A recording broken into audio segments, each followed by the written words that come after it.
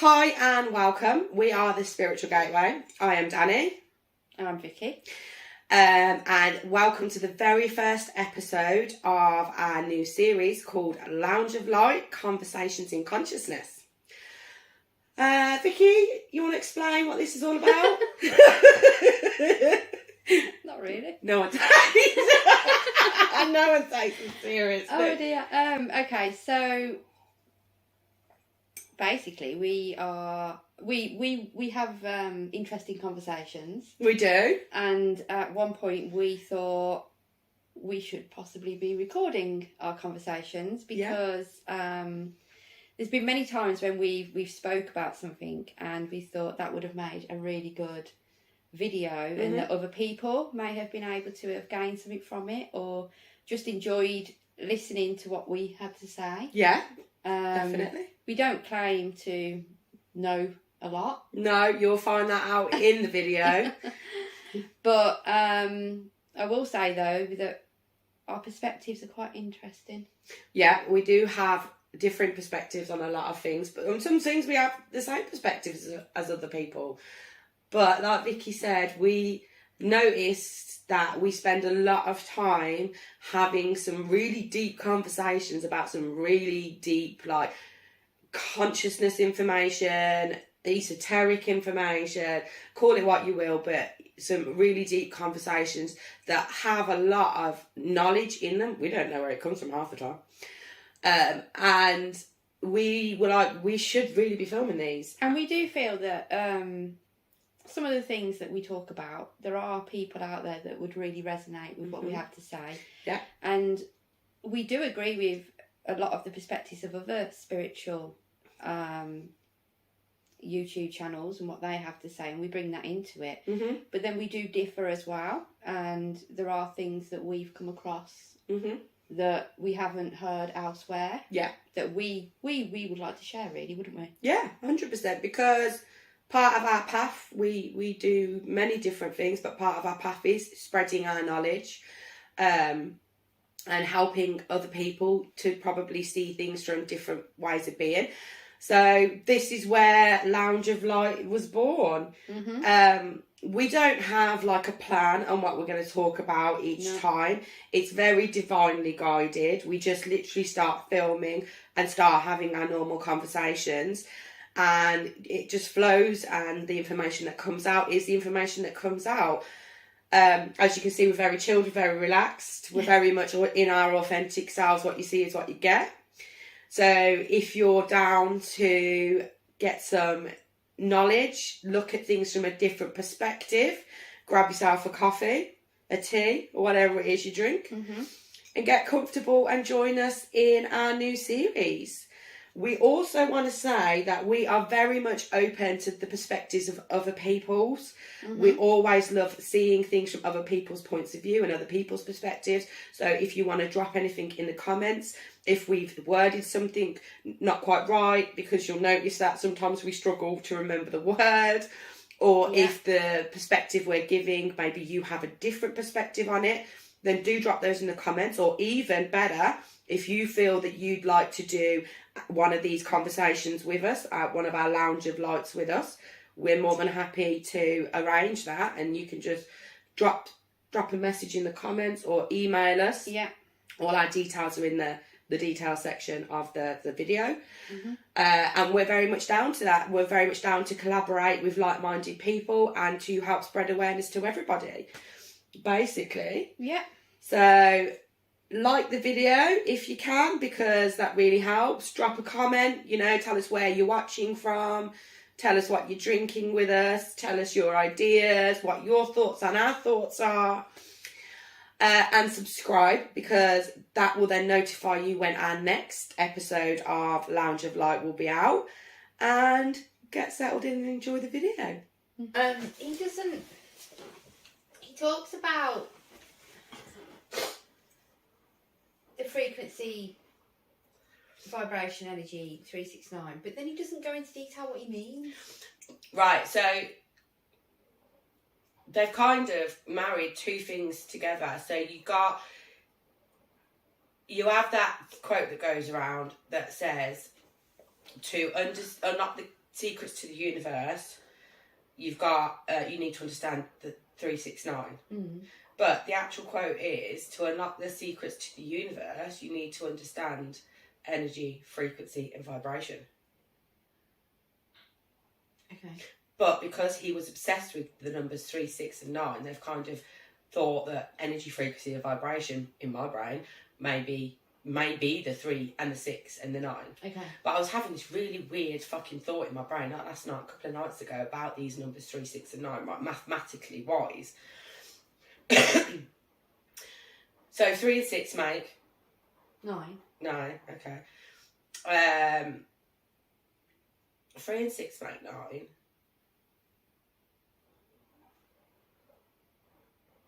9 and 3 make 12, boiled down to a 3. And then 9 and 6 make 15, which is boiled down to a 6. So no matter how you put them together, they always boil down to 3, 6, 9. Yeah. And then even if you times them, so what's 6 times 3? 18. 18. 9. 9. What is 9 times 3? 27. 9. Okay. What is 6 times 9? This is a difficult one. 6 times 9. 5, 10, 15, 20, 25, 30, 35, 45. 45. 54. 54. 54. 9. They're all, if you times them, they all make 9. If you add them all together, each part of the triangle, they make 3, 6, and 9. No other number ever comes up from them. They are the only numbers that can be created from 3, 6, and 9. Yeah, okay. Okay. So I got to thinking, is 9 the most important out of all of them? Because if you just add them up, they do create 3, 6, and 9. But if you times in the numbers together, they only ever create 9. Yeah, yeah. And 6 is 9 reverted. And 6 is double 3. Yes. And 9 is 3 times 3. Yeah. I don't know where I'm really going with this, but mathematically, he's onto something mathematically. And if the basis of the universe is numbers, with that, what's that thing you said? The basis of the universe. They found that the tiniest thing ever in the world, tiniest atom or whatever what was it? You said to me the other day? An amoeba? No, it wasn't an amoeba. No, so the tiniest measurement is, I'm going to say this wrong. It's a quark or a quark. A quark! So if you magnify, I don't really understand it because it's all the physics. But the smallest is the quark. But then inside the quark, this is where string theory comes in, because there's strings inside there that vibrate. And the strings are created from, what did they find? I don't know. Binary code. Binary code, yes. And what is binary code? Numbers. Numbers, yeah. Made up of ones and zeros, isn't it? Binary code, yeah, but ones and yeah. zeros. So basically, if the smallest measurement of something, when they look at something with the smallest measurement known to man currently, and look at it, it's created from numbers. Oh, yeah, yeah. So the universe is created from numbers, which brings into simulation theory.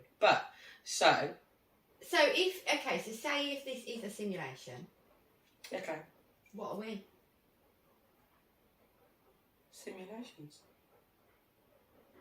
What do you mean, what are we? Are we AI? Ooh, are we conscious AI? Are we AI with consciousness? You've got AI now, and they're saying, people are like, some people are going, well, one day AI will become sentient, become conscious. How do we know that we aren't AI? Well, we don't, do we? Creating more AI. Yeah, but we've still got consciousness. So our consciousness resides somewhere. If this is a simulation and we're projecting our consciousness into, say, an avatar or an AI or whatever, we still have consciousness. And when you connect with your higher self, it's always very robotic. Well, we have found that actually when we've channeled ourselves. I've seen other people. Oh, it's all love and it's all wonderful. It's not. We're robotic at AF. It's very robotic. It's not like beautiful and loving and very matter of fact. I'm here to look after you. It's very matter of fact. Very much like the angelics, to be honest. Yeah, very emotionless. Very emotionless. Maybe robotic's not the right word. Maybe it's just more emotionless. Emotionless. But hang on. This planet, I think, as far as my research has found, is the only planet where we have true emotion. So, as in to be able to express emotion. What, so, like feel it, like? Yeah, as into, yeah. So, obviously when we talk and things like that, we express it with emotion. Yeah. A lot of other beings telepathically communicate. Yeah. So you can't express emotion telepathically, not really. No. You might be able to impress a feeling onto somebody, but you can't express emotion through, because we use all our sort of things. So we use like hand gestures, face gestures, tone of voice, all that sort of thing to portray a certain way of being and feeling at that point in time. Like you could say something one way, and depending on like your hand gestures and your facial expressions and your tone of voice, it can mean an entirely different thing to saying it in a completely different way. Oh yeah, yeah. So maybe higher selves, angelics, all that sort of stuff don't come across as emotional because that's not this. They're not on this plane of existence. So where they are, or where their consciousness resides, it will come across as robotic because they don't have the extra things. But is this because consciousness in its self, just consciousness, pure consciousness, doesn't necessarily have emotion? It is just what it is. It is consciousness. Yeah, it's just energy. But then when consciousness decides to come and play in the earth game, so to speak, or earth realm, however you want to look at it, to do that it needs to enter into an avatar. And in order to be able to function properly in the earth, so this goes back to what I've said before about how the body or the brain is actually a filtering out system. Yeah, 100% it does. And so it filters out the true reality. So we only see so much, hear so much. But also, within this avatar is the ability to feel emotion. Yeah. So when we die, you lose that because this body, we don't have that, the capability to do that anymore. Okay. I mean, I have researched that basically a lot of other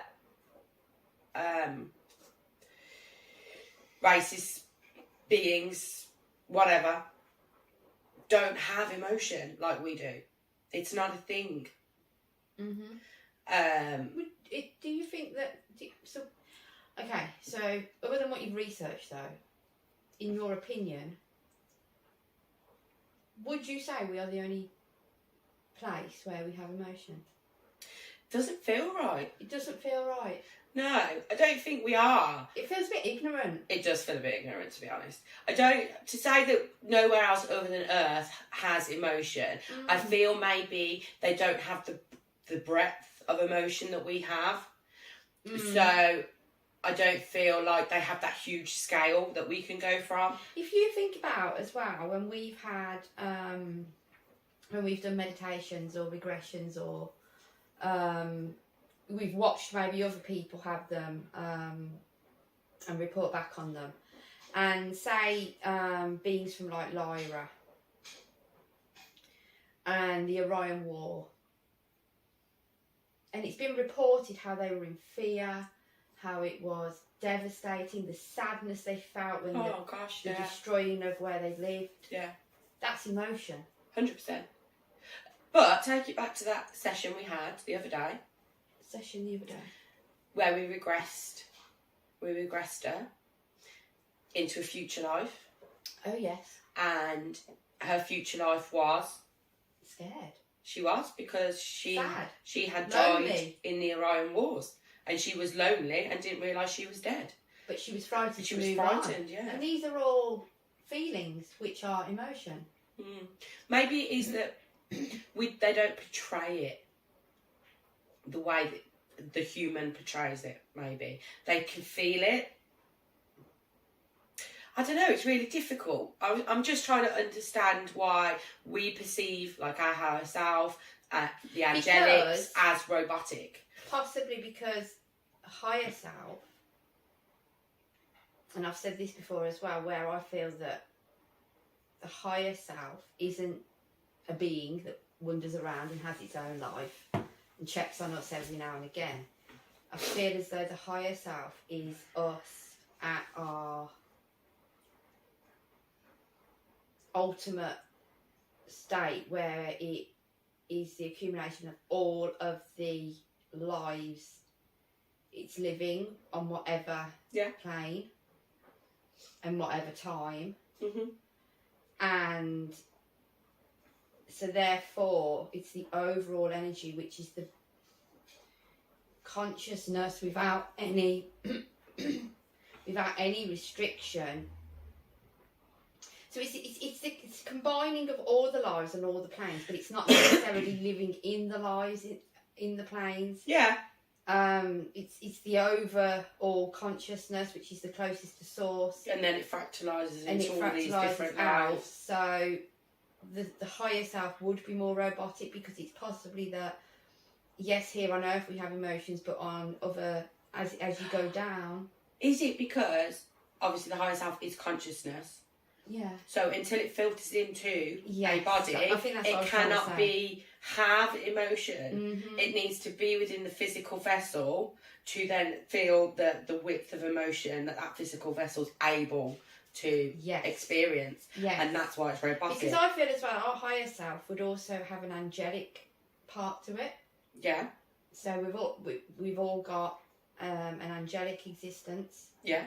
But the angelic side, they say the angelics are, it's like angles of light. Yeah, they are angles of light. So, what am I trying to say here? Maybe the angelics don't necessarily have a body. That is just the higher self.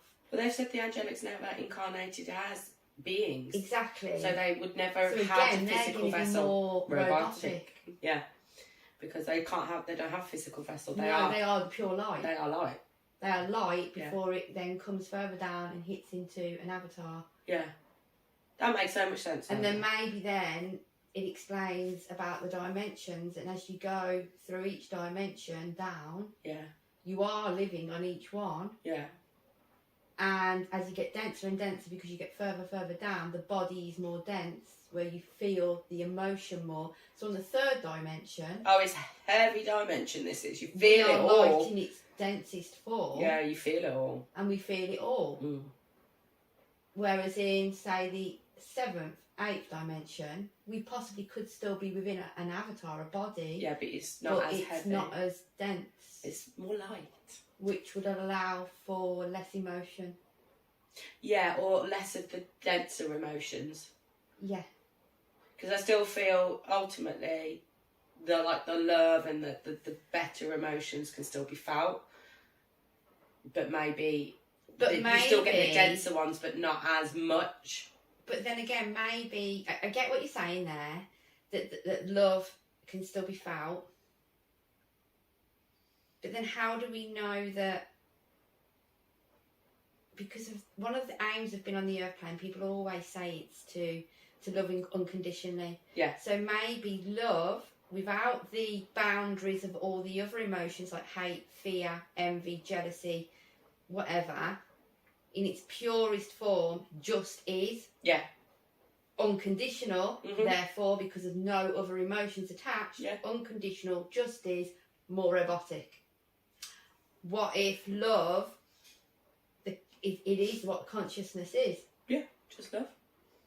Acceptance. And our higher self loves us, but it doesn't need to gush over us. Well, no, because that's a human thing. If you love something, you gush over it. It doesn't need to tell us off when we're naughty. No. It doesn't need to put the fear of God into us and tell us, don't go down that path because you will because everything's a learning lesson. Because to the unconditional higher self, the absolute It just is, without any of the attachments. That's amazing, but that coincides with that the reading yesterday, spiritualistic. She's an amazing reader. She can be a little bit difficult to follow sometimes. But that came up in that reading when I was really struggling to understand it, because she was speaking about how everything just is. It just is. It just is. Do you know, it's really weird, because going off topic just ever so slightly, but you know, I like my synchronicities. Mate, they've been insane the last few days. We was at my mum's party the other day, and it was a murder mystery party. Yeah. And we all had a little line that we had to keep throwing in. Okay, what was yours? And you didn't tell other people what your line was. You kept it to yourself. But obviously, the more you said it, people would pick up on what your line was. Right. And mine was, "It is what it is." It is what it is. I literally was laying last night talking to Adam, going, "It just is what it is." Were you? Yeah. It is what it is. Because he was asking about how things were going, and I was like, "It is what it is." Moaning. And then I was like, "Oh, it is what it is. You can't force something." This is it. Yeah, it is what it is. But that's what she was saying yesterday in this reading. She was like, everything just is. So, if that's the case, that is why we would, the kind of goal, and if it is a game. Oh, it's a game. It's a playground. I think it's more than a game, but for human kind of understanding, it's easy to call it a game, isn't it? So we call it a game. And if it is a game, the aim of the game, because if you're playing a game, there's always an aim. You want to win. And so to win the game, it is about connecting back to that unconditional love. That just is. That just is. That basically is just acceptance. It's acceptance. Of everything. Of another person you're looking at who you... Oh, there's a bat in my tree. Not an actual bat. That's a bat from last year. Because people... The situation just is. That person just is. You don't have to... But what makes it harder is that you're born into this earth realm, and the general kind of like, not for everybody, obviously there are religions and things like that, but for a lot of people it's when you die, you die. Yeah. And so it's hard then with that thinking, because it's not a knowing, is it, but it's a thinking, to not have fear, because you can't then accept, well, if I mess my life up, it is what it is. Because in those situations, you think, that's it, I don't get another chance. Yeah, this is my one and only life. Yeah. That phrase, and it really irritates me. You only get one life, so live it. No, love. You don't just get one life. You've got a multitude of lives. You might not remember them. But maybe to some degree it's important to think that, because maybe on the other side of that is that if people all knew... Yeah, maybe they'd be like, well, I've got a million other lives to live, so... You know what, I'm just going to... Fuck it. Sit back and relax. I might just have a drink in this life. Yeah, true. I'll have a break. That does make me understand better why we forget when we're born. Because obviously, like you just said, if you came into this life knowing you've got a million other lives, or a never-ending, infinite amount of other lives to live, or you're currently living, you would have the thinking that, can't be arsed this time. I'm just gonna hang out. The higher self knows. Yeah, the higher self. And the higher self is us. Is us.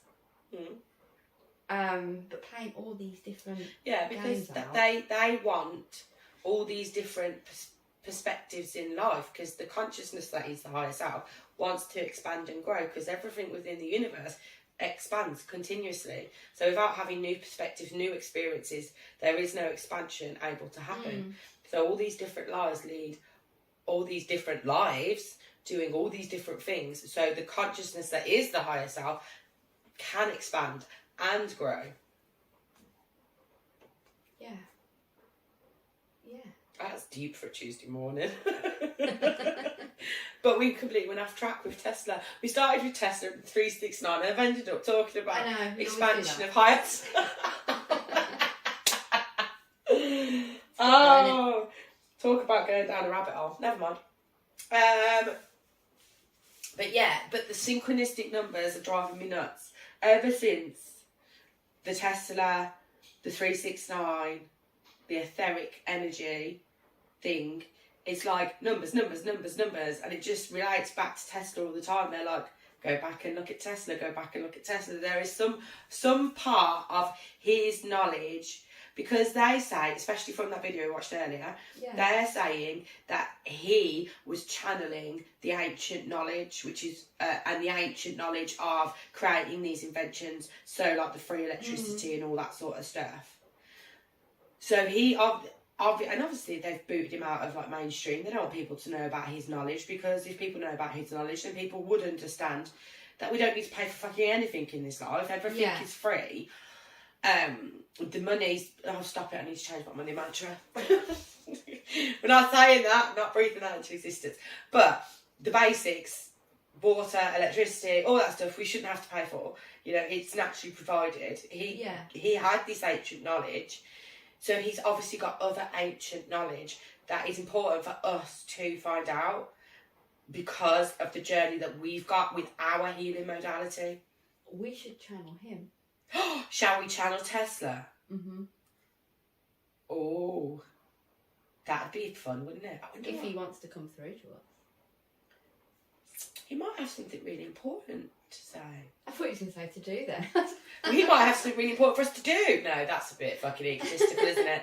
No, but... No, I thought you meant that he might not want to be channeled because he's got something important to Well, he might not want to be channeled because he might have something important to do. He's probably living another life doing something far more important. But we could tap into the energy of Tesla. Mm-hmm. Or the energy that Tesla tapped into, which was the Tartarian energy. The Tartarians. No, this is weird. Okay. Because after I watched the video you sent me this morning, a video about the Tartarians came up. And I watched it. What was it about? I can't remember. Oh, for God's sake. Let me think. So the Tartarians, see all these buildings? Yeah. Oh, the grand architecture, the way they're designed with the turrets and the pillars and all that. They were designed at energy harnessing buildings, which links back to the ancient Egyptians, because they did the same thing. So the pillar, what is it called? The Jed pillar. Okay. Do you know what it is? No. Okay, I can't really explain it. But it's like a pillar, but it's basically an energy harnessing pillar. Okay. So there, I don't know too much about it. I do need to look more into it. But there is a specific sacred pyramid, specific site. I can't remember what it is. And within that, there's a secret tomb room thing you can go into, which is a very specific Jed pillar. But within there are... I could be getting this completely wrong because I've only really minor researched it and I do need to look more into it. Like, what would have been or what are electrical lights generated from this Jed pillar. Okay. And the Jed pillars would be, or I feel are, what the Tartarians, that knowledge was then used to create their cities, their buildings, to harness electricity. Because when you look back at Tartarian history, which has also been wiped off the face of the earth, if you ask a history teacher about the Tartarians, they're going to look at you and go, what the fuck are you talking about? But all these buildings were created to generate electricity and power. They had lighting. Okay. Thousands of years before we had lighting. Yeah. And that's what they say that Tesla was channeling. He was channeling ancient Tartarian knowledge. Where did the Tartarians get it from? The ancient Egyptians, I think. I mean, it could be wrong. I'm open to be wrong. But the ancient Egyptians. But where did the ancient Egyptians get it from? The aliens. The aliens that came down. Yeah. Well, it's fascinating. Who started civilising. Yeah. But then, to be fair, I mean, there are civilisations that predate the ancient Egyptians that created things that should not have been created either. Oh, yeah. So, I mean, it doesn't stop at the ancient Egyptians, but my brain can't keep going. I haven't done it nowhere near enough research. I really need to research some stuff. I feel like I don't know anything now. That's cool. But that goes with the saying, the more you know, the more you know that you don't know anything at all. Is, isn't it? Yeah. And I'm happy to hold my hands up and go, yeah, I know stuff, but I also know nothing in the same breath. Definitely. And I'm happy to be corrected, and for not to be corrected, but for other people to bring a new perspective to me or to us that we can then look at and go, actually, no, yeah. Because that's the problem with a lot of people these days. They get so stuck in one perspective that they're not willing to accept that might not be correct. Yeah. Like, the more you know, the less you know. Well, yeah, it's true. Of course. And there's always going to be something else that comes along. Yeah. To, you know, we'll probably never know. I don't think we ever will. No, you're not meant to. Because then what would be the point? Do you think, right, when you die, you leave this physical vessel, this part of this energy that goes back to its source point? Yeah. Do you think at that point, you know?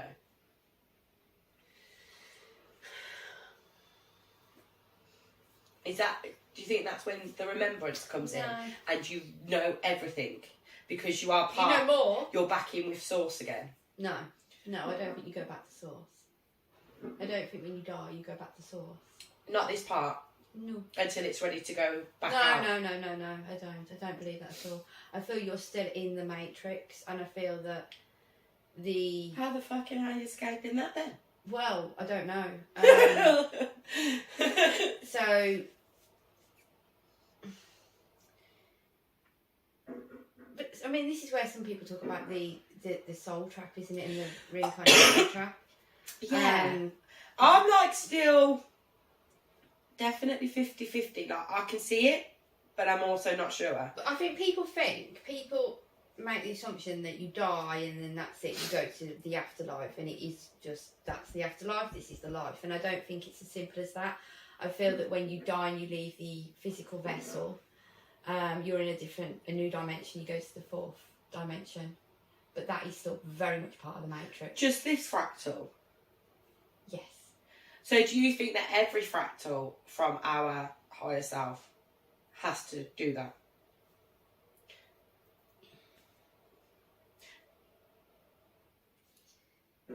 This is where we're being very human here. We're trying to compartmentalise, and we're trying to separate fractals. But they're not really separate. No. I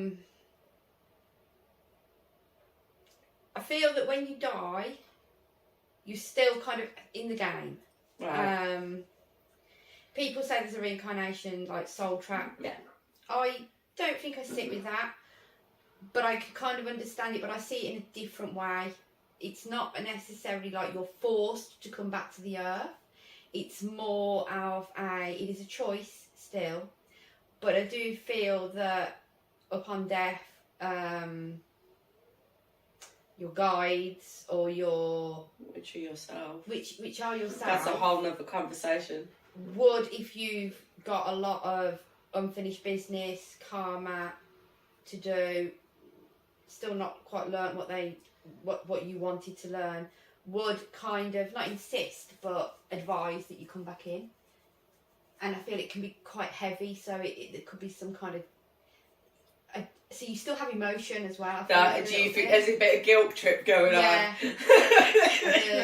But this goes back to our talk earlier about the emotions, because if you can be able to be guilt tripped, then obviously, because you have the overlay, don't you, of the physical vessel still with you, so you can still feel. Do you? Oh my god, it's getting really confusing.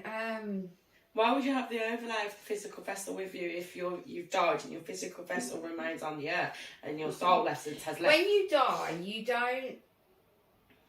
you don't just go straight back to your higher self, back to source. So you are still very much individualised. Okay. So because you're individualised, you still see self. Right. Rather than one. Yeah. And because you see self, that is what convinces you to feel or think, I still got to go back and do this. Right, so if you turn around and say no, do you go back to source? You see, this is a very debated subject because it's very deep for the Tuesday. I mean, there's so many people nowadays saying don't go to the light. Yes, This is where I'm getting a little bit Then confused, where did you go? because it just instantly makes me think of the film Don't Go to the Light, Carolyn. That's a really bad impression, but you know what I mean. Oh God, the name's gone out of my brain. Caroline. Poltergeist. Is it? Oh, I can't remember. I don't like those movies. Is it Poltergeist? Yeah, Poltergeist. Epic film. Loved it. No. Loved it. Just stay away from the light, Caroline. Anyway, Tangine. Her name was Tangine. She was a little lady. Loved her. Squeaky voice. Anyway, really digressed there. This is what confuses me. Because they tell you there's obviously this thing going around to stay away from the light because that's the false light. You know, and that puts you back into this reincarnation loop again. But then there's other people's perspectives that are like, we have to do this because it's how our soul grows and learns the things it needs to know, and so the higher self can expand. Mm-hmm. So if you don't go to the light, where are you going? Who says there is a light?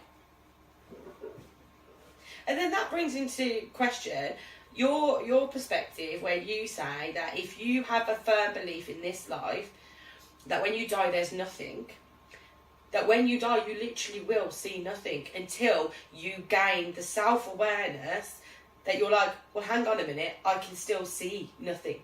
Which therefore talks about beliefs, which again, if a belief is so important that what happens to the point where when you die it affects what you see, what you don't see, which I can confirm because it's happened to me. So although I'm very much a believer now, there was a time when I was very sceptical. Yeah. And I didn't die, but stopped sleep apnea or something like that, and stopped breathing quickly, but for a short time. Woke up and Gasping for life. it was in the day because I'd had a nap, so everything was light. However, all I saw was black, and I had to kind of breathe myself back into my body. It's the only way I can describe it. But as I was breathing myself into my body, I could see the blackness, and it was the void.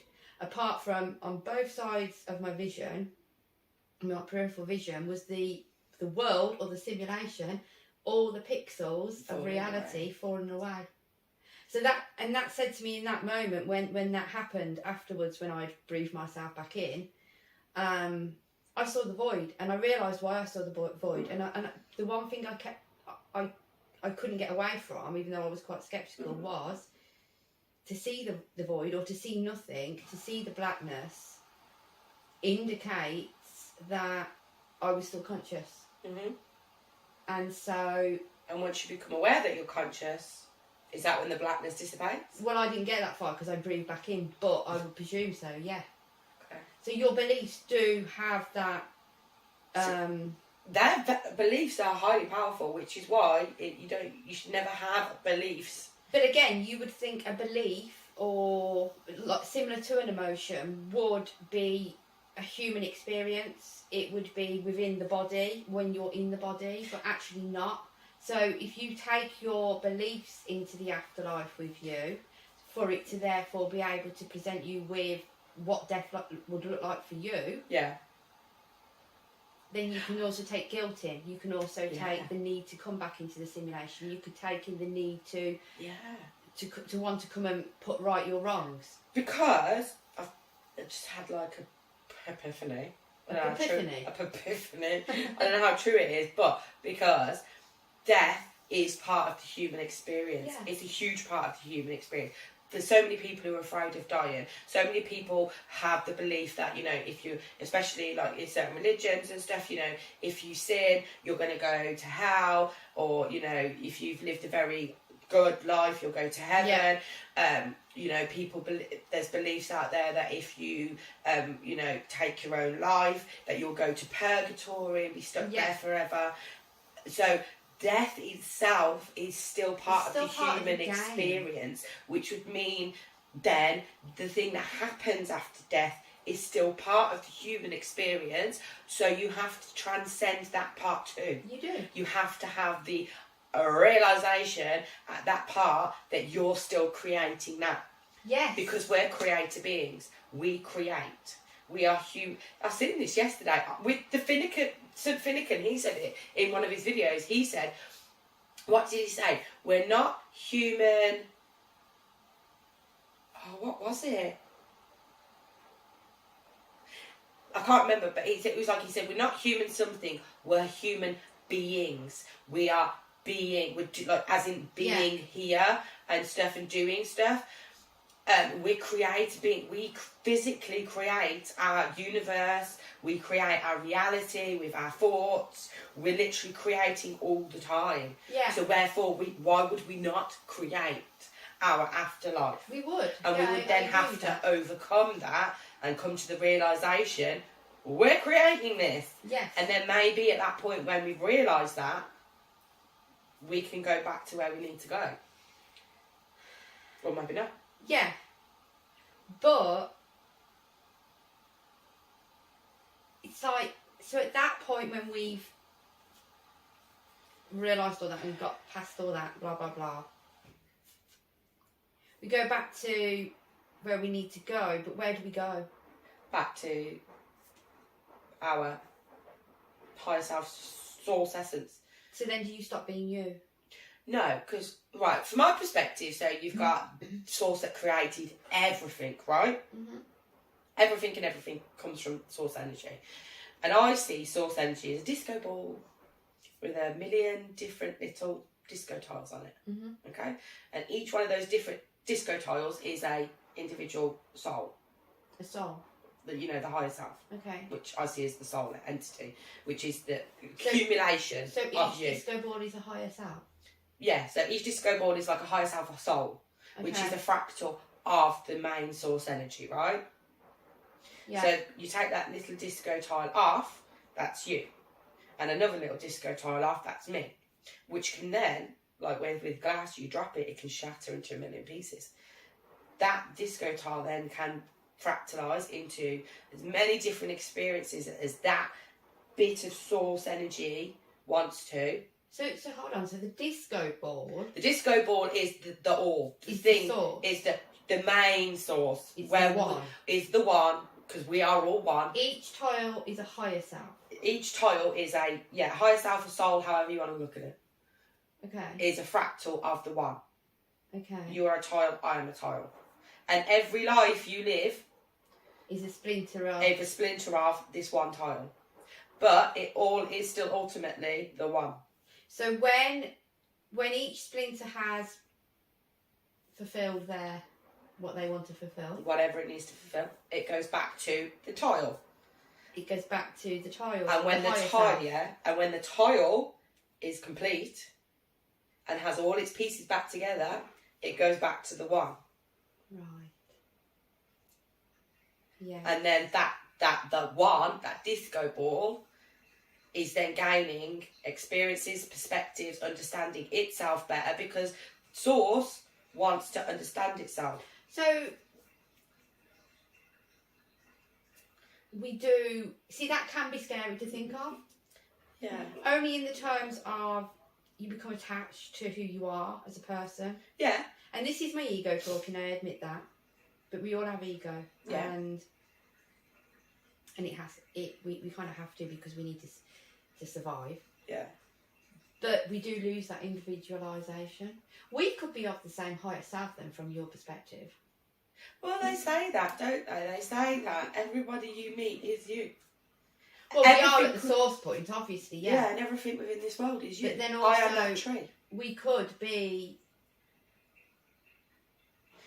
I'm creating my own reality as I'm speaking, so you are part of me anyway. And you're doing the same thing.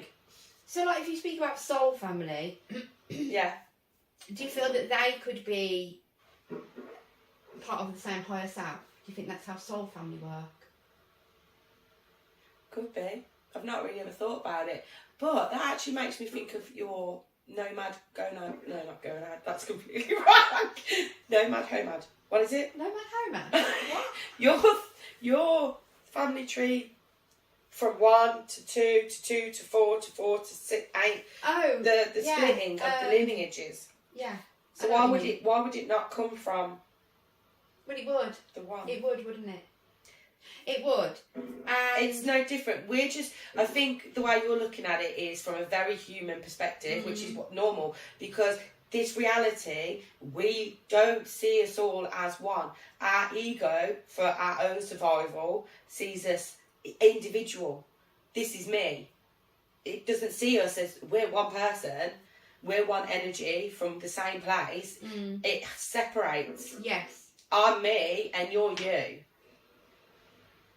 The nomad tree, I can't say go. Okay, so basically then, we've said that, you know, when you die, some people believe in the soul trap and that, but I don't think I necessarily feel it's a trap. It's more of an enticement. Yeah. But okay. Oh, she's thinking. I'm thinking. She's thinking. What I've just said about, see, I knew there was a reason I was feeling that and having that ego kind of moment. Yeah. I think everything happens for a reason. Yeah. So I'm a splinter. You're a splinter. Of the piece of glass. Yeah. That's off the disco ball. That's off the disco ball. As the splinter, I am individualised. Yeah. I have my ego. I want to survive as me. Yeah. Okay. But actually, I am from the whole. You are from the disco and ball. And the aim is to get back to the whole. Yeah, you want to get to the disco but ball. But once individualised and becoming the splinter, you have your ego that makes you want to stay as you, your individual self. Yeah, you want to stay So when the you splinter. die, is actually the whole testing of the game about whether you have grown enough in the simulation to outgrow the ego, transcend the ego, so that at the point of death, you are actually happy to become not so individualised, to lose that individual self and go back to the tile. And is it more that when people do keep coming in the reincarnation trap, as they call it, or although I'm not saying it is a trap, but back into the reincarnation recycling system, is it more about that person not wanting to lose their individualisation? Because at the point of death, they still carry on, their ego is still their ruling ego them. is very much still ruling. Which is so fine. Therefore, they come back but what in. they're not realising is that the aim of this is to transcend that ego and to come to the point of death and be actually really very okay with and quite happy with the thought of going back to source and losing that individualisation to become one again. Yeah. But while still keep reincarnating because your ego is very much still driving you and you want to keep that individuality, you're not actually at the point of winning the game yet. Exactly. Whew. Does that make sense? That makes a lot of sense. See, now we're on the same wavelength. We look at it in slightly different perspectives, but we're on the same wavelength. Okay. Ultimately, it is about the death of the ego. Cool. And the realisation that me and you and everyone else... I hope I haven't just said anything that everybody else has known forever. That doesn't really matter because you'll have put your own perspective on it. You've put your own twist on it. Yes. But I know everyone goes, oh, it's so goofy that when you go, we're all one. You know, we literally are all one. Yeah, I do believe that. And you can look at it different ways. I don't really think it matters how you look at it. But if you can look at it from the way that for me, I've created my universe, my reality, you are part of me. I've created you. I did. But it still makes us one. It's a really weird feeling to try and explain. But I was doing somebody's Akashic Records reading once, and obviously my method to do their Akashic Records reading is I'll go into meditation, and then I will allow my mind to travel into their record and to view what their soul wants me to view in that moment, to bring that back to them. Occasionally, not occasionally, it happens quite a lot actually, I will admit, I because I'm in that very meditative state, I will wander off track. Yeah. So I'll come away from that person's record and I'll look at a bit of my own stuff. Yeah, that's fair enough. And it can just happen automatically, and then I'll have to go, no, come on, back, we need to be doing a reading here, okay? So I bring my mind back to where I need it to go. But the one time when I was doing this reading, or the meditation to be able to do the reading, I'd wandered off into my own kind of thing. Yeah. And what I saw was there was my mum, my dad, my sister, and me, And one of my rabbits. Mate, that's a little bit bizarre. Yeah, one of my rabbits. Which one? I can't remember. I didn't really pay that much attention. I just know it was one of mine because it was a white Do rabbit. you think it was the one that's passed? Let's finish your story because I don't want to interject. So, one of my bunnies was there as well, and there was a dog there, and my bunny is still in my life at this point. Yeah. But there was also one of my pet dogs there that has long passed. Would have passed when I was a child still. But this dog was there. And I don't know how to explain this, so I feel now I don't know if there's any point in me saying it, but... But there obviously is a point. You started. What I felt in that moment, I was able to sort of like go into the consciousness of each of the people there as well as myself. Right. And what I noticed is that there wasn't actually any separation between us, and that it very much felt like we were all one. And so, and I went into them all separately, even though there's no separation, and it showed me how my mum is me just from a different angle or perspective. Yeah. How my sister was, even how my dog was, even how my bunny was. And then I came back to me, and there was this feeling of really being one with all these people, with no separation, and the consciousness that resided in me was no different to the consciousness that resided in my mum or my bunny. Yeah. It was just having a slightly different experience. I don't know how to explain it because it's a feeling. It's not a thought. It's a feeling. Yeah, but that's the thing. It is that very feeling of we are all the one. We're all connected. It was we're a not strange separate moment. But in this reality, part of this experience, part of the Earth experience, is the separation and having to transcend that separation, which is why it's this plane of existence is so dualistic. Mm. But it was weird as well though how things that maybe I'd not fell out, but I'd had disagreements with, say, my mum with in the past. It was showing me how when in her sort of like avatar, in her consciousness, how it was easy to see it from her point. Yeah. It makes sense. They were literally trying to show you you're not separate. Even though we perceive that each other as separate, you're still the same, but you're just having a different perspective. It's all about, take it back to the giant disco ball, right? It all being one. It's a big round ball with a trillion, zillion different little mosaic tiles on it, right? Each one of those mirror tiles does not have the same perspective because it's not facing in the same direction. So it cannot have the same. So a mirror tile that's on this side will not see the same as this side. They're all having the same experience, but they're just seeing it from a different perspective. Yeah. And that's... But it goes back to the saying as well, isn't it, about how you should treat others, how you would want to be treated yourself. Because if you are... When you hurt somebody, you are hurting yourself. Yeah, you are. You really are. You are. When you're spitting venom at someone, you're literally just spitting it back at yourself. Yeah. Because that person is a reflection of you.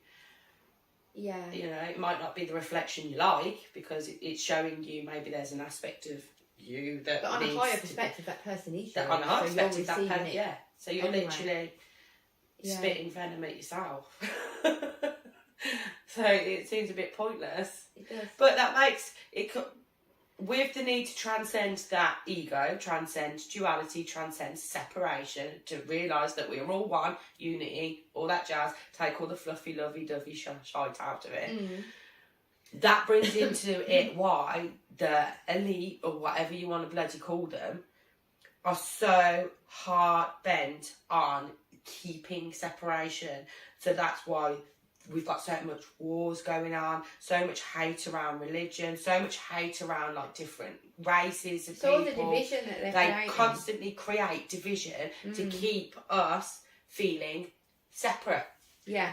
Because you have a different religion to me, so I'm going to hate you. Or you don't look like me, so I'm going to hate you. And that keeps you as far away from even being down to men and women. one. Yeah, gender inequality or children. I'm older than you. No, we're all the same. We're all the one. And that is why for them it's so important to keep you in this separation, because it might lead back to the reincarnation trap. To keep bringing you back, because we're energy beings, to keep being harnessed for our energy consistently over and also, and over. the more that they enforce this separation, the more you're going to stay in your ego and see yourself as separate and not transcend it. Yeah, exactly. Which And means so you'll keep coming back in. You'll keep relying on your individualisation, on being you, on you being separate from everybody else. Yeah. And that's what will make you want to keep coming back in. And if you need you to keep existing. Exactly. And if you bring into that the perspective that people have that say that we're being harvested for our energy, why would you want people to transcend their ego? The more people that transcend their ego and leave this plane of existence, well, you're losing all that energy you're trying to harvest. Well, exactly, yeah. So they're going to want to keep you in separation and keep you here and keep you wanting to come back. And especially keep you in fear. And keep you in fear so they can keep harnessing that energy. I'm still not 100% sure if that is the case, like with the energy harvesting. But I'm open to the perspective of it. But it does make you realise why they want to keep you in separation all the time. It does. It does. It's part of the reason why I don't watch the news. It's not that I don't care. But again, I will say, I mean, I do feel that maybe. I mean, there is the good, there is the bad, and I know, the world leaders, the government, whatever you want to call them, the elite. I don't really like calling them the elite. No, I don't. No, I don't understand because that gives them a high status, and I don't think they have any high status at all. But they do exist. They do. And they do have an agenda, and they do have nefarious needs. Exactly. I do believe in all that, but then I also think or feel they have a role to play. It's their role, and yes, they are what we would deem as, from the human perspective, the bad guys, but somebody's got to play that role. Exactly, and we're still all one. If you are playing, I don't know, if you and your mate as kids are playing a game and say you're playing, I don't know, cops and robbers. Somebody has to be the bad guy. Somebody has to play the role of the bad guy. Yeah. And so, yes, we're like, oh, they're bad. But at the end of the day, without them, the game wouldn't be the game it is. Exactly. In order for the game to function and for it to have to give it its purpose, it needs that. And if you're going to transcend your ego and transcend separation, you can't just decide that only the nice people are all one. You have to also look at the not so nice people and still see them as one. And if it is about transcending your ego, then there has to be that opposing kind of thing that there needs to be some difficulty to the game. Oh God, yeah, otherwise it'd be easy and you complete it and the job would be done. Come in and go back out, wouldn't you? This is a really cool perspective that I've never really looked at it in this amount of depth before. I mean, next week I might have a completely different perspective, but I really, because but it's really cool actually. That does bring in a lot of different theories into one amalgamation as to how all these different ideas and perspectives of why we're here and what we're doing would fit. Because that brings into it the Matrix, because I think that simulation theory, the elite. And it is the nature of this game, what we call Earth. Whereas on another reality, in another realm or whatever, might be a totally different aim to that game, and it might not need the bad guys. Yeah, it might be. It might be that the aim of that kind of game is to, I don't know, just experience ultimate happiness. I don't know. I want to go there. You've probably already been there. How do you think? Yeah, you've probably already been there, because I do feel that this is one of the harder ones, and you've got to have. Earth is just. I do feel like that you've got to have kind of completed a few others. It's weird because Earth seems to be probably the hardest one to be on. A lot of people say you that. can create so much here. It is like infinite possibilities here. I still struggle though with that, because a lot of people say that Earth is the hardest one. Well, how do you know? No, I don't know. You know, no, not it you. Feels it. How do people know that? And also, again, isn't that a bit? Is that just due to the density of it though? Because it's third density. But there's going to be other third density existences. Yeah, it's true. I wonder what they're like. I mean, and look at animals as well. Oh, yeah. No. Although here with us on the Earth plane, it's a totally different experience. To where? Do you know? To the human. Yeah. I mean, depending if you're wild and domesticated as well. You get some people that say, well, if you've been a naughty human, you come back as a rabbit. I'd come back as a rabbit any day. Or you might, if you've been really naughty, you come back as a wasp. Wasps are fucking knobheads. But I don't really know if I gel with that. I don't know whether it's just another... It's another experience that you have to have. Yeah. You have to go from literally, like you, I've said before, you've come back from your Akashics and found out you began as a sound wave. Mm-hmm. You have to literally have every single experience that's available to you. So you have to start as an element or a sound wave. You do start as an element, yeah. And then you have to work your way through. So you'll have been a blade of grass, you'll have been a leaf, you'll have been a rock, you've been a wasp. So are these considered then one, like, dimension and then two, or... I don't know, I'm not that clever. No, I'm not that clever either. Dimensions and densities, I'm not there with those yet. But... I mean... See, like a rabbit. Let's take a rabbit. I'd say they're 3D. Or are they? Well, yeah, because they might not necessarily be able to do the multitude of things we can do, but they can still do a lot. They still create. They give birth. They create burrows and homes. They do communicate. But are they self-aware? Well, yeah. They fight with each other. Okay. To be self-aware, to fight, you have to have separation. Animals, right, so for animals in the wild, say lions. What about fish? Oh, I don't know. But fish fight. Mm. They pick on other fish. I had tropical fish years ago. I had 2 parrotfish. Had a something rasbora. I think it was called something. No, I don't know. And then I had this other fish. Not good with my fish species. They weren't mine, they were my ex-husband's. But I ended up having them because he didn't look after them. Mm. But anyway, the parrotfish picked on this silverfish and they used to eat it. Oh, they alive? literally, yeah, while it was alive, they literally ate half of its body. And was it still alive? Yeah, it's still alive, swimming around, missing half of its fucking body. Oh, what a shame. We'll see, You should have exactly. killed it.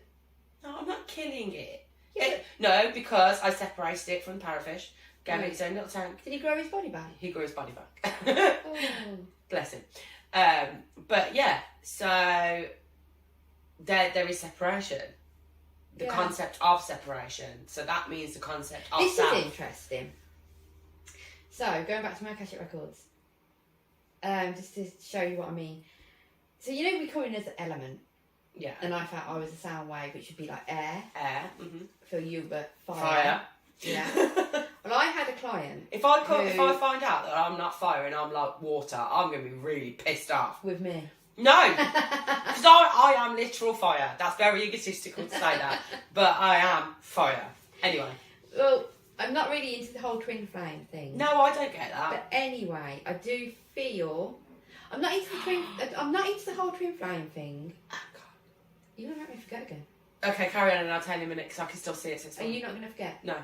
Right, so I'm not that into the twin flame thing, but I do feel we have a person. Divine counterpart. Yeah. Mm-hmm. Who we decide to come in with at the same time, and then we separate, and then we can meet back up. But I feel that blows my whole theory we've just been talking about out of the water. Why? You come in with a separate person that... So like a different soul. You join up with a different soul. No. So you've got the glass thing, right, which is the higher self. Mm-hmm. Yeah. and it splinters off. So you come in with a different splinter. So I feel there's or lots the one and splinter lots then of splinters again. Splinters, but then the one splinter I feel can have many like. So you're confusing me now. Sorry, carry on. So the one splinter, right, can decide to separate. It's a splinter again. So this is how I see it. Okay, so I'll show you how I saw it in the record. I'll visualise. So the splinter comes out, yeah. Right, splinters out. Which is it's light, isn't it? Uh-huh. Okay, so this little piece of light, okay, which is you, right, has a life in high dimension. In this case, it was an Arcturian being, and it was in the, I can't remember. 7th dimension. Was it the 7th dimension? I think it was. And this splinter, or this light, this tiny little piece of light, was living its life as an Arcturian being in the 7th dimension. Yeah. Okay? As one being, yeah? It was a male energy as well. And then this Arcturian being, this is how I saw it, projected his consciousness, because he wanted the earth experience, into the earth plane, so into the game of the earth, okay? Which is that one splinter. That one splinter still, yeah. But what he did is, he separated that one splinter, so there was a male and a female. Okay. Always, they could swap in different lives through reincarnating. Okay. One time this half can be male, this half can be female, and they can swap. But there'll be a male and female energy that comes into the earth plane, and that's what I actually think twin flames are. Oh my god! Okay. So what happened is when he first sent them in, before they could have the human existences, they had to be an element. Yeah, and they had to go through. But this is what's interesting. I was shown them as a bubble. A bubble? Would that be air? Well, it's air and water. So one was air, one was the water. masculine counterpart was the air, and the feminine counterpart water, and that's how they started their existence on the earth. Oh my goodness! I want to be a bubble. And then after the bubble time, after their bubble experience, I bet that was a really quick experience. Oh yeah, as their experience as the bubble.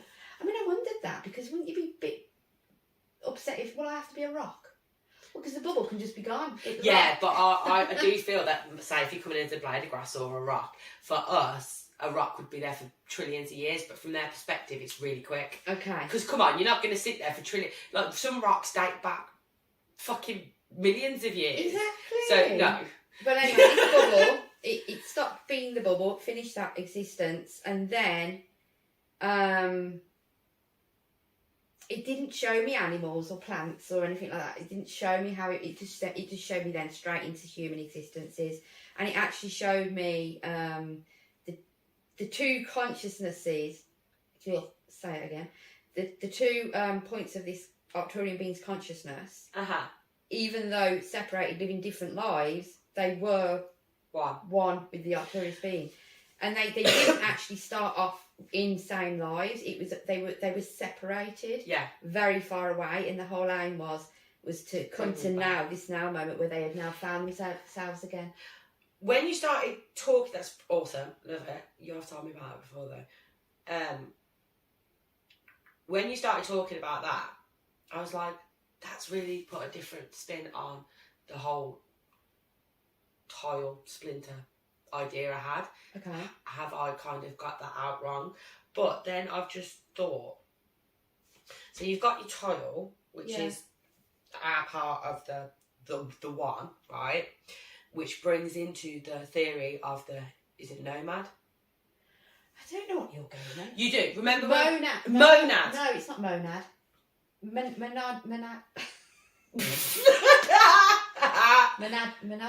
Monadic. So Monadic. basically, we're going to have, my phone's over there. So basically like the family tree.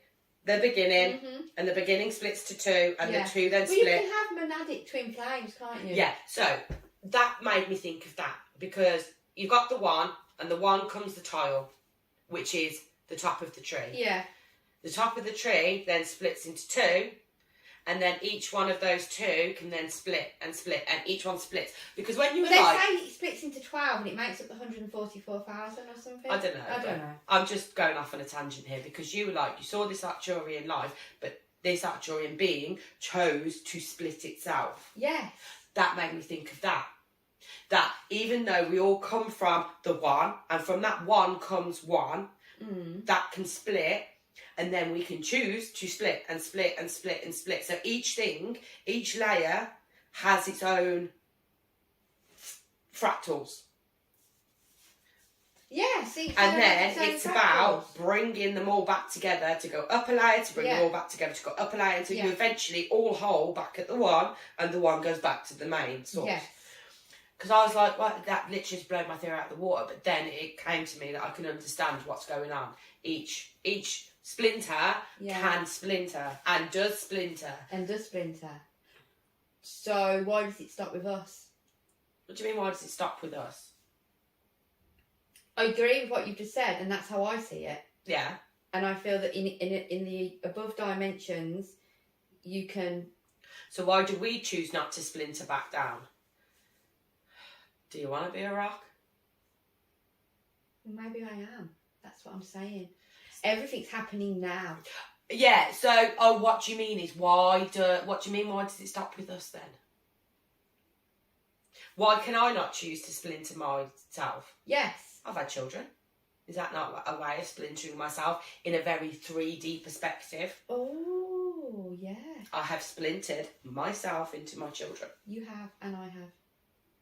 Into my children, obviously.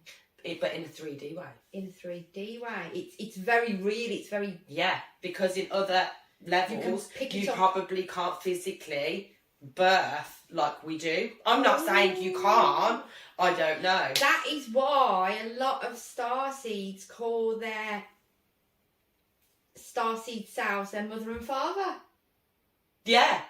Because my star being the Alvin lady calls me her mother. I don't necessarily call her mother, but she always comes through to me as my mother. Yeah. And she always asks me to call her mother. She splintered herself into the 3D, and then you have physically 3D splintered yourself into your children. So that's why she would refer to herself as my mother. Yeah. And that's why it would technically stop with us, because we can only splinter in a 3D manner by physically birthing. Only? I think it's amazing. No, I know, but what I mean is we can't sit here and go, well, I'm now going to splinter myself and become a rock. But maybe the aim of it, for them all to splinter, is to get to us to make the actual next physical thing.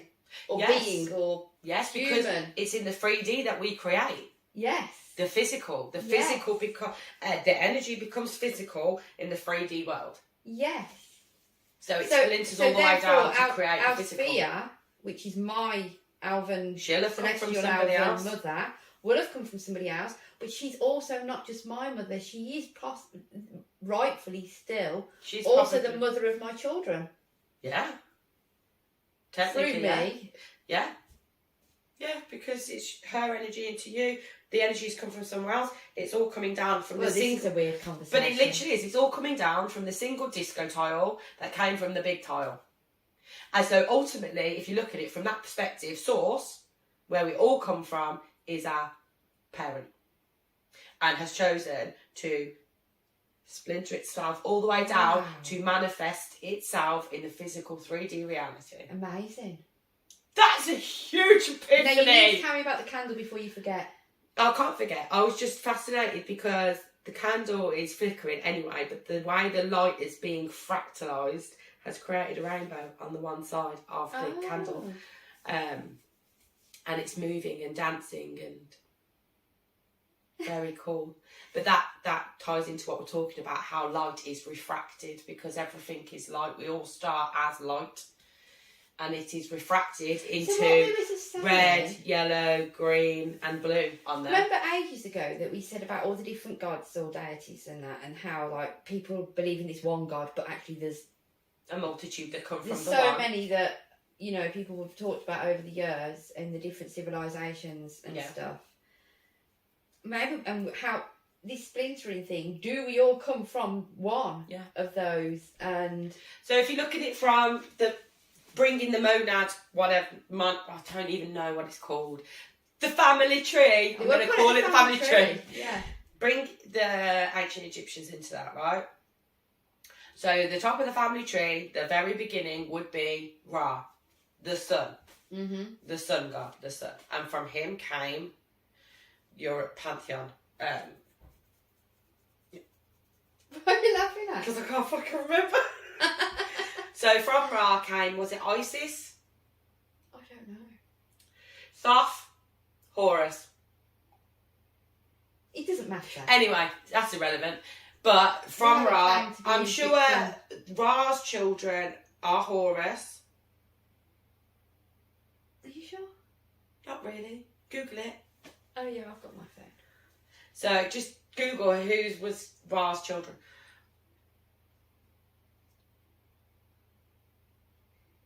And let's not even talk about how Ra came from Venus. You do get a lot of conflicting information on Google about. Oh yeah, Google's not right, but Ra was the epitome, and then he split and became.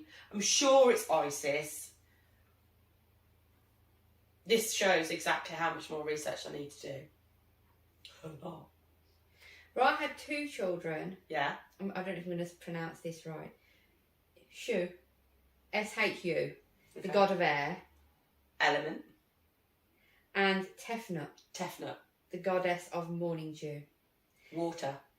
They had 2 children named Nut, the goddess of sky, and Geb, the god of earth. Yeah.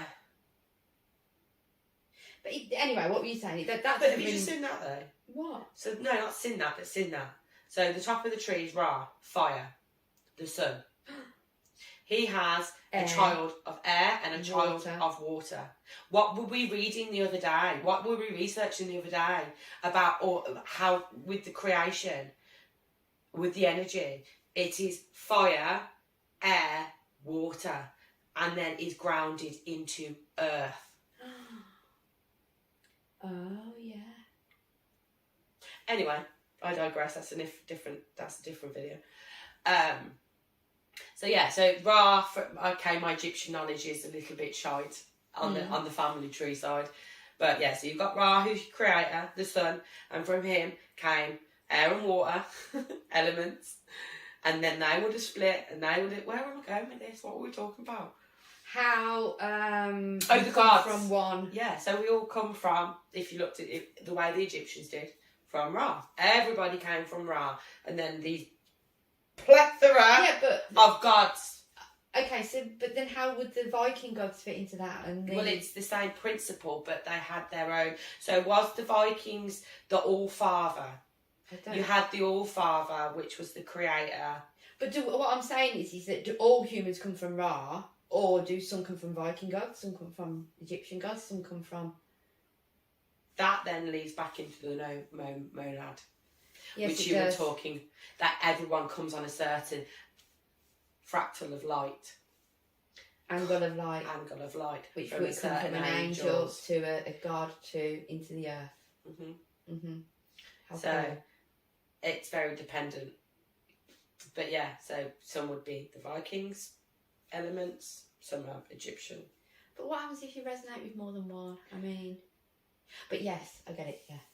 Thank you for watching our very first episode of Lounge of Light, Conversations in Consciousness. We hope that you've enjoyed it. We hope that this video has given you some food for thought, maybe provided you with a different perspective to certain things or certain information you knew. Maybe you've gained some new information. Maybe you've just laughed along with us. But yeah, hopefully we feel that you've gotten something from it. We hope that you come back again for our next episode, which we're looking at doing this every week. Mm-hmm. Fingers crossed. But we do just go with the flow here, so, you know. But we are hoping next week. So we hope you come back and join us. We're very grateful for you for being here and for joining us in this little space of ours at the Spiritual Gateway. Mm-hmm. Like we said in the beginning, we're here to help spread knowledge, our perspective of it anyway. But we're also here to listen to everybody else's perspectives. Mm-hmm. So if you want to chat with us, then please do so. Email us, drop in the comments. As always, drop us a like. It really does help us. Share this video to anybody you feel would benefit from our unique perspective on things. and subscribe so you know when the next one's coming up. Also, if you have any ideas on topics we can talk about, we are really down for that. So if there's any sort of topic of interest or knowledge that you'd like us to start discussing, we're happy to do that. Again, drop that in the comments below. You got anything else to say, Vic? No, I think I'm done. She thinks she's done. Anyway, we will hopefully, fingers crossed, catch you all here next week. We'll see you later. See you later.